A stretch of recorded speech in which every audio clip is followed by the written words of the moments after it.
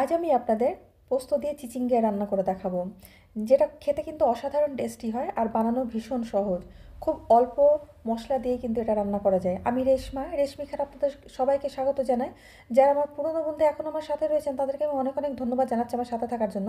আর যারা আমার নতুন বন্ধু এখন আমাকে সাবস্ক্রাইব করেনি তারা প্লিজ আমাকে সাবস্ক্রাইব করে দেবেন এবং পাশে থাকা বেল আইকনটা অবশ্যই প্রেস করবেন, যেন আমার আপলোড করা ভিডিওর নোটিফিকেশানগুলো সবার প্রথমে আপনাদের কাছে পৌঁছে যায়।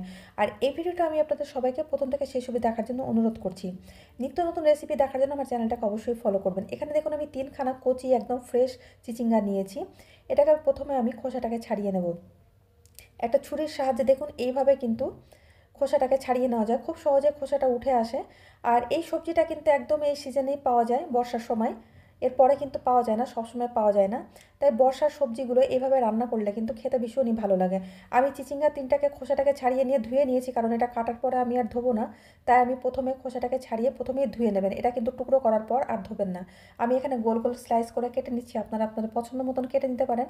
আমি গোল গোল টুকরো করে কেটে নিয়ে মাঝখান থেকে আমি আরেকটা ফালি দিয়ে দেবো, কারণ মাঝখানের চিচিঙ্গাটা বেশ মোটা ছিল, তাই আমি মাঝখানে ফালি দিয়ে এইভাবে আমি কেটে নেব সমস্ত চিচিঙ্গাগুলো। দেখুন আমি সমস্তটা কেটে নিয়েছি, এবার আমি একটা মশলা বেটে নেব। তার জন্য এখানে আমি একটা বোল নিয়েছি, নিয়ে নিচ্ছি আমি 3 চামচ পোস্ত, আর নিয়ে নিচ্ছি আমি 4-5খানা কাঁচা লঙ্কা। ঝালটা আপনারা আপনাদের পছন্দ মতন দিয়ে দেবেন। এই পোস্ত আর কাঁচা লঙ্কাটা আমি একসাথে বেটে পেস্ট করে এক সাইডে রেখে দেবো।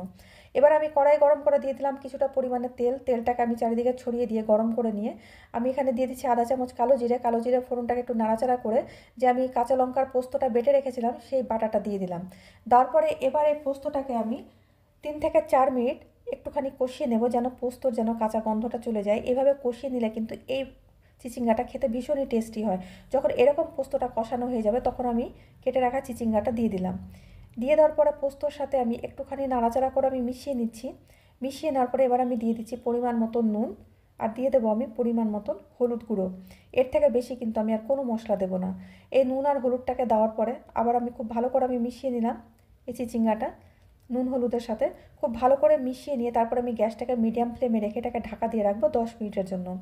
10 মিনিট পর আমি ঢাকনাটাকে খুলছি, চিচিঙ্গা থেকে দেখুন অনেকটা পরিমাণে জল বেরিয়েছে। আর সেই জলেই কিন্তু চিচিঙ্গাটা আমার 50% সেদ্ধ হয়ে গেছে। আমি আবার খুব ভালো করে নাড়াচাড়া করে দিলাম, নাড়াচাড়া করে দিয়ে উপর থেকে আরও 2 টেবিল চামচ মতন দিয়ে দিচ্ছি সর্ষের তেল। যেহেতু পোস্ত বাটা দিয়ে রান্না তাই তেলটা একটু বেশিই লাগে। তেলটাকে দিয়ে নাড়াচাড়া করে আরও 10 মিনিটের জন্য আমি ঢাকা দিয়ে রাখলাম। মোট 20 মিনিট রান্না করার পর ঢাকনাটাকে খুললাম, দেখুন চিচিঙ্গাটা আমার 100% সেদ্ধ হয়ে গেছে, রান্নাটা আমার হয়ে এসছে। এবার আমি দিয়ে দিচ্ছি 1 চামচ পরিমাণে চিনি। যেহেতু পোস্ত বাটা আছে তাই চিনিটা অবশ্যই দেবেন, এটাকে টেস্টটাকে ব্যালেন্স করে। চিনিটাকে দিয়ে খুব ভালো করে নাড়াচাড়া করে এবার আমি গ্যাসটাকে বন্ধ করে দেবো। গ্যাসটাকে বন্ধ করে দিয়ে ঢাকনা দিয়ে 5 মিনিট স্ট্যান্ডিং টাইমে রেখে আমি আপনাদেরকে সার্ভ করে দেখাচ্ছি। তৈরি হয়ে গেল আমার পোস্ত দিয়ে চিচিঙ্গা। এটা খুব কম দেখুন মশলা দিয়ে আমি তৈরি করলাম, আর এটা খেতে কিন্তু ভীষণই টেস্টি হয়। গরম ভাতের সাথে জাস্ট অসাধারণ লাগে খেতে। তাই সিম্পল রেসিপিটা আপনাদের কেমন লাগলো অবশ্যই একটা কমেন্ট করে জানাবেন।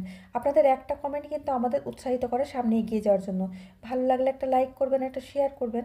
আর উপকরণ জানতে কোনো অসুবিধা হলে ডিসক্রিপশন বক্সে গিয়ে দেখে নেবেন, সেখানে আমার সমস্ত উপকরণ দেওয়া থাকে। আমি আবার আসবো অন্য কোনো দিন অন্য কোনো রেসিপি নিয়ে। ততদিন আপনারা সবাই খুব ভালো থাকবেন, সুস্থ থাকবেন।